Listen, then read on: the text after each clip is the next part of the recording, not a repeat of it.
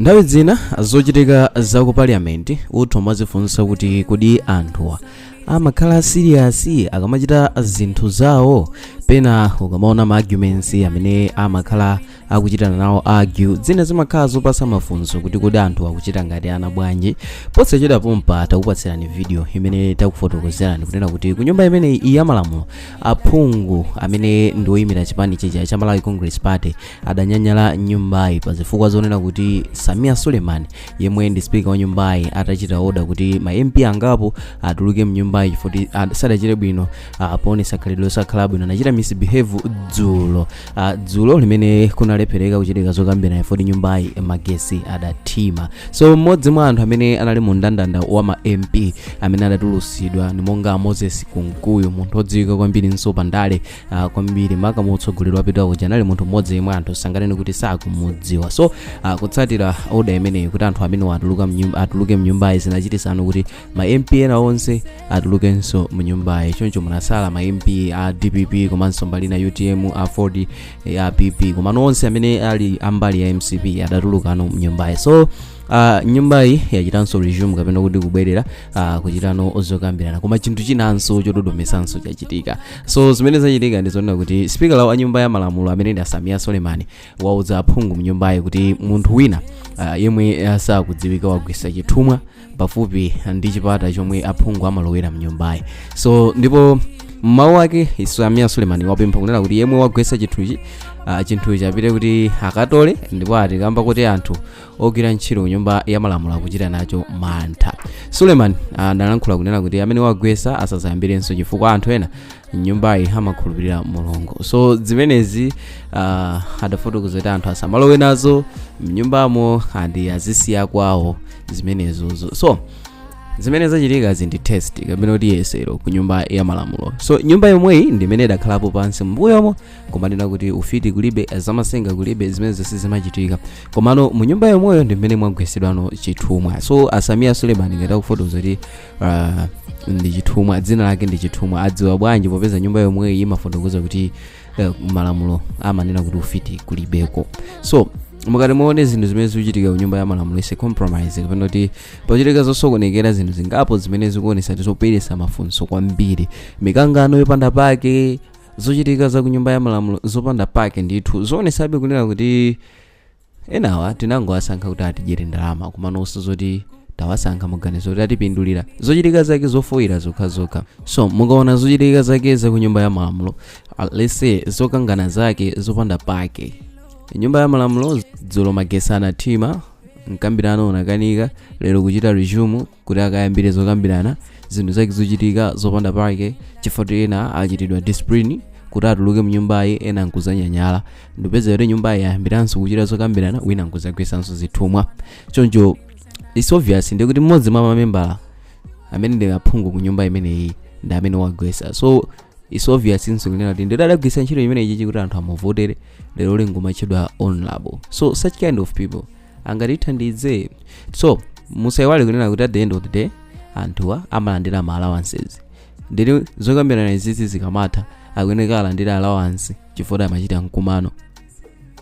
Dzulonso ngakhale zokambirana sizinapitirire allowance ibe inalowa, ndalama zathu kumangoonongeka zopanda pake, zinthu zokambirana zake zofoira, zokangana zake mu nyumba ya malamulo zofoira. So issue yogwetsa chithumwa mu nyumbayi yazesa mafunso ochuluka kwambiri, ende anthu ochuluka akupereka mafunso kuti kodi zimenezi zifuna zipereke chithunzithunzi chotani. Zulo tikukamba kuti ku nyumba yomwe ya malamulo kunabwera aphungu ochokera mdziko la Gambia amene amazakhala ndi nthawi yoonerera amene zokambirana zathu zimakhalira. So chochititsa manyazi magesi anathima, aphungu amene wali ku nyumba imene ya malamulo leroli kumagwetsanso zithumwa, anthu amene wa mdziko lino sanatuluke. Zochititsa manyazi tikupereka picture anji ku mayiko ena amene ngati ma neighboring countries pa zomwe timachita mdziko lino. So ena amafunsa kuti chabwino, of course mafotokoza kuti amene sakudziwika kuti nanga nyumba ya malamulo ilibe ma CCTV kuti ingobweretsa exact person cause izizi tisanamizane no matter what sizimayeneka zipezeka ku nyumbayi andi aliyense ompezeka ndi zingati zimene zamenekanso achitidwe discipline. So nyumba ya malamulo ilibe ma CCTV kapena ngati ma CCTV ngati alipo si idatole zimene zimachitikazi kuti ibwerense exact person amene ali responsible pa chithumwa chimene chichi zochititsa manyazi. Sanamizane ndi zochititsa manyazi ngati dziko zochitika zathu ndi zobwerera mbuyo and tili serious pa zochitika za mnyumba ya malamulo. So nyumba imene ijayo anthu aja amakhala okambirana zokhuza anthu 22 million amene ndi chiwerengero cha anthu mdziko lino. So zofoira ngati izi zikamachitika amakhala kuti sizoti akupweteka anthu ochepa, amakhala kupweteka gulu la anthu kwambiri. So anyway, ndene ndimafuna ndidziwe komanso kumva ndemangazani kuzera mu comment section kuti niyo nkhani imeneyi mukuiona bwanji. Kugwetsa zithumwa ku nyumba ya malamulo, kutima kwa magetsi dzulo, kulepheresa zokambirana, kunyanyala kwa Phungu ku nyumba ya malamulo chifukwa ena achitira discipline kuti atuluke mu nyumbayi, atapangidwa suspend kuti atuluke nyumba ina nguzapezeka kuti akulowa nawo mgulu kuti ifenso sitikhala nawo muno titulukira limodzi. Mukudziona bwanji zimenezizi patsogolo la dziko? Mukaona mukachita rate maiko ena, maiko anzathu tikadzakhala ndi nthawi yomaonera zokambirana zawo muzaona kuti anthu ena amakhala serious muzokambirana. Komano dziko la Malawi limaoneka kuti serious imavuta kwambiri makapa mkambirano wazochitika zokhuza dziko. So malamulo tikambirane za how we can develop our country ndi pamene tikukhala busy kumakambirana zopepera, kunyanyala zopusa, yes, kufuna kumahongedwa, kumafuna kulambiridwa. Mpaka lero li Phungu mu nyumba ya malamulo sanasiyebe zomakayimira kumene kuche chipani, still more kuyimira chipani. So ndimafuna ndikambe kuti kuyimira chipani kumatha ukangosankhidwa. Ukazamapita ku nyumba ya malamulo kuja umakhala ukuyimira anthu, siulinso mu nsalu ya chipani yayi. Si kumene kuja kumakazitchula kuti ife ndi MCP, ife ndi DPP. Kumene kuja kono umakapita ngati wewe wa Malawi. So kumene kuja umakambirana zovuta za Malawi. No matter what, munthu sana kuvotere kaya anakuvotera sizimakhuza naso ndi zimenezo. Kumene kuja umakhala kuti wewe ukukapanga za Malawi.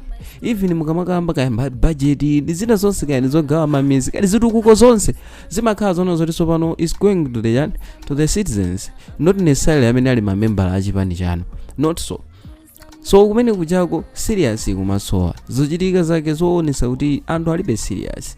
So tili ndi kankhalidwe komapita ndi sense yoti ine ndi wa MCP komapita ku nyumba imene ya malamulo. Mfundo zake tikamakamba sukumira chipani, tikafuna kulankhula zinthu uzokomera chipani.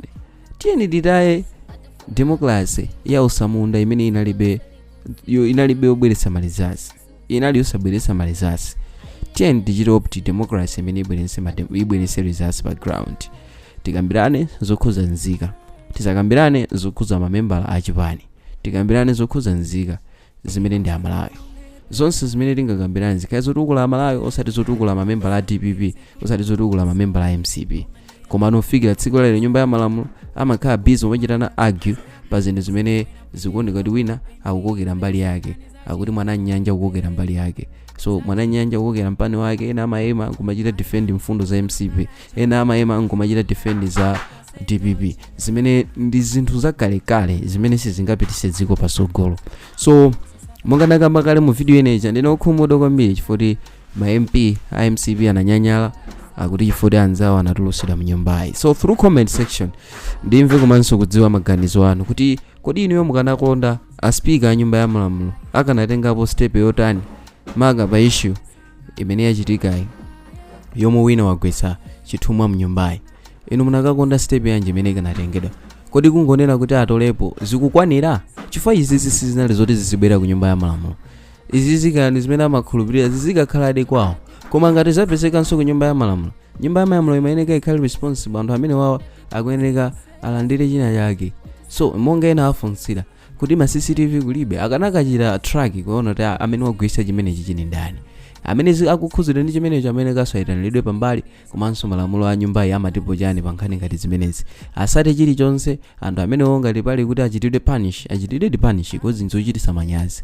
Chifukwa tisayawale tizokambirana zathu za mnyumba ya malamulo sitimaonera tokha, maiko ena amakhalanso akuonera zimene zija, and chilichonse news zathu amakhala akuwerenga. So anthu awerenge kuti ku nyumba ya malamulo kunagwetsedwa zithumwa, ndi mbiri yanji imene tikulembesa ngati dziko. So through comment section ndi momwe ndingadziwire komanso kumva maganizo anu. So mu video mtsiku lero mudali ndine wanu wanthawi zonse Mike Thompson. Ndili pano kupitiriza kukupatsirani zonse zokhuza zochitika mdziko lino ngakhalenso zakunja. So ngati mwayikonda video musaiwale kuchita like komanso subscribe kuti tithenso kumakupatsirani ena mwa ma update ankhani zosiyanasiyana.